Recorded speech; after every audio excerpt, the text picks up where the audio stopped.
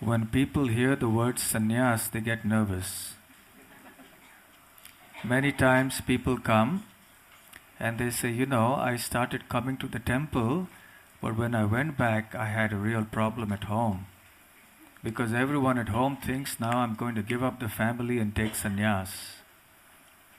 So what is sannyas, and what is the sannyas that is spoken of here, this sannyasa yoga? Satnyas means to renounce for the sake of truth.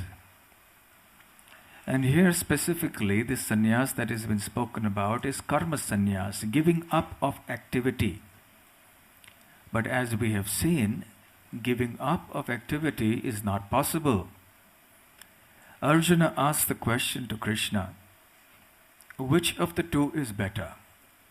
Giving up of activities, which is karma sannyas, or working in devotion, karma yoga?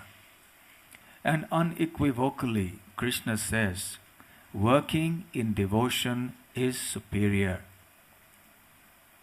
Of course, within our devotional movement, the sannyas that we take is not karma sannyas. There is a distinction, but we won't go into that. This is a sannyas that is taken to enhance one's devotional service to the Lord. In devotional life, it doesn't matter whether you are a student or a householder or a sannyasi or a retired person. In every stage of life, one can and one should render devotional service to the Lord. Because there needs to be some examples of people who live a life of renunciation. So within our devotee community also we have somebody who may live a life of renunciation externally. But actually speaking, everybody's goal is the same. Even the sannyasis are doing the same thing that the brahmacharis or the grihasthas are doing.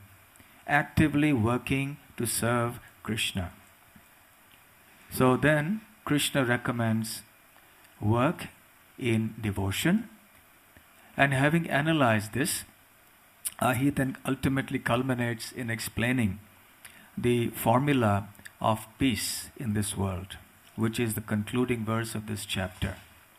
The famous peace formula, where he says that if we want peace individually, domestically, socially, nationally, internationally, then we should recognize three things.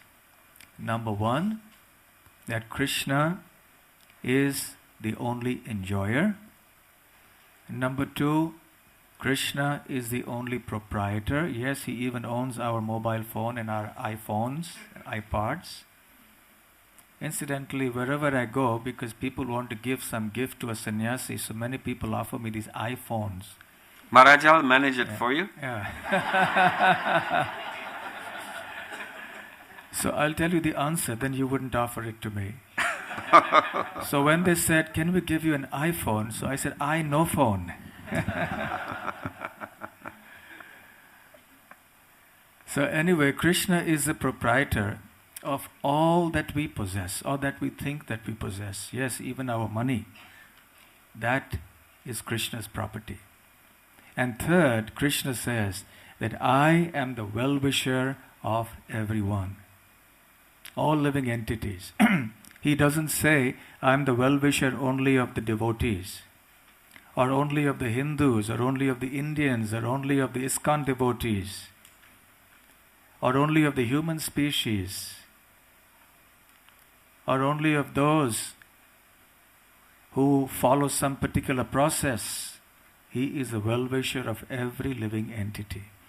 So to understand these three things and live our life in accordance with that can bring us peace in our life.